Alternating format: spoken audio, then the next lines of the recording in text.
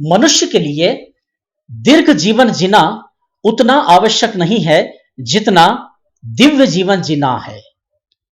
वास्तव में नगर की मधुर कंठ की मलिका और बहुत ही शालीन सौम्य व संस्कारित व्यक्तित्व की धनी कल्याणी परिवार की बहू हीना कल्याणी का अवसान अत्यंत ही दुखद है और उन्होंने अपनी छोटी सी जिंदगी में यह साबित कर दिया कि दीर्घ जीवन की बजाय दिव्य जीवन जीना ज्यादा जरूरी है।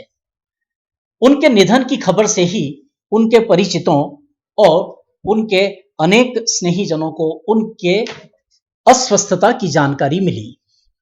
हीना जी अपने मधुर कंठ से अनेकों आयोजनों में समा बांध देती थीं। उनका मधुर कंठ और गायन कला पर उनकी इतनी पकड़ थी कि जब वे स्टेज पर गाती थीं तो लगता था कि वे कोई राष्ट्रीय स्तर की गायिका हैं जो हमारे शहर में अपना संगीत का कार्यक्रम देने आई हैं। लेकिन जब लोगों को, सुनने वालों को, श्रोताओं को यह पता चलता कि वे तो मंदसौर के ही सिंधी कल्याणी परिवार की बहू हैं तो सभी को इस बात का गर्व होता कि हीना जी अपने शहर की एक ऐसी प्रतिभा हैं जिनके गले में साक्षात सरस्वती का वास है।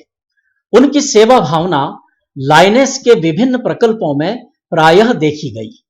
हीना जी के व्यक्तित्व का सबसे महत्वपूर्ण पहलू है जो हम उनके सुरीले कंठ से कुछ गीतों को सुनने के बाद आपके समक्ष प्रस्तुत करेंगे।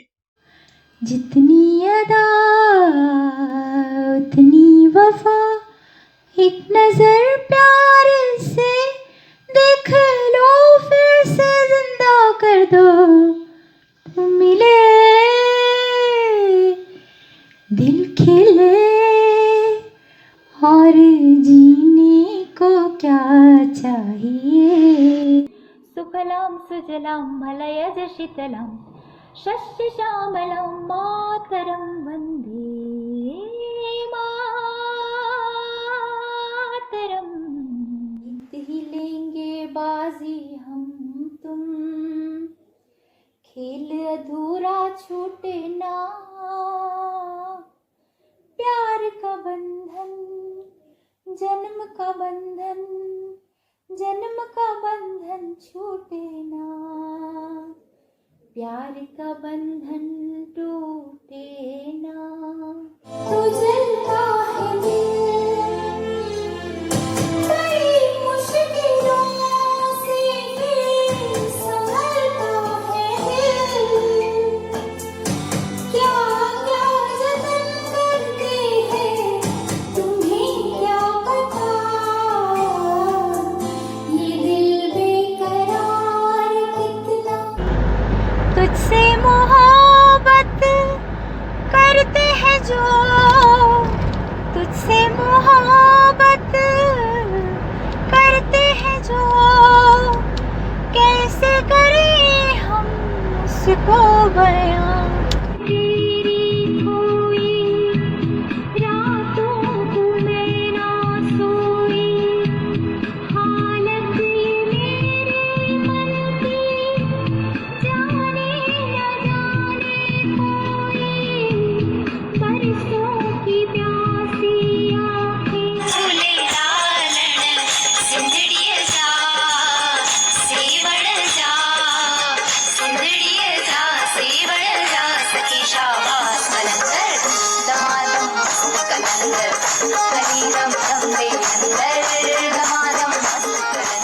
हीना जी मंदसौर के कल्याणी परिवार के श्री दिनेश कल्याणी से विवाहित होकर यहाँ अपने नए संसार में आई और अपने ससुराल को ही उन्होंने अपना स्वर्ग समझा और पूरी निष्ठा तथा समर्पण के भाव के साथ यहाँ अपनी प्रतिभा को मुखरित करते हुए अपने पति के सहयोग से अपना सामाजिक जीवन भी शुरू किया।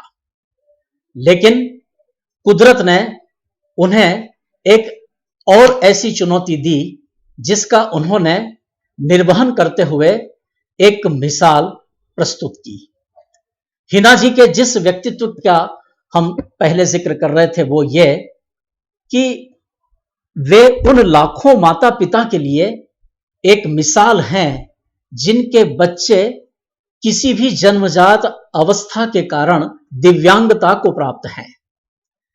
हिना जी और दिनेश जी की प्यारी बेटी, जिसका हिना जी ने दिलो जान से अपनी वात्सल्य भरी भावनाओं से लालन पालन किया, इस बिटिया के अंदर जो भी प्राकृतिक कमी है उसे बिल्कुल भी उसका एहसास न कराते हुए उसकी प्रतिभा व उसके स्वाभिमान का एहसास उसे कराया।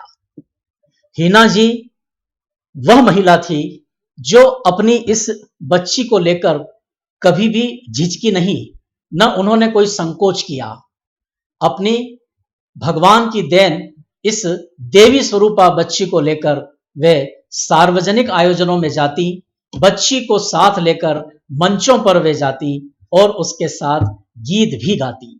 वास्तव में हिना जी का यह व्यक्तित्व उन लाखों माता पिताओं के लिए एक संदेश है जिनके बच्चे किसी कारणवश या परमात्मा की इच्छा से दिव्यांग होते हैं और वे उन्हें बोझ या स्वयं का दुर्भाग्य मान बैठते हैं। किंतु हिना जी ने यह संदेश दिया है कि ऐसे बच्चे तो दिव्य होते हैं, भगवान की धरोहर होते हैं, इन्हें तो हमें ऐसे लालन पालन करना चाहिए मानो ये भगवान का स्वरूप ही हो। तो वास्तव में हिना जी ने एक बहुत ही छोटी सी जिंदगी जी, लेकिन एक बहुत बड़ा सबक समाज को दिया है।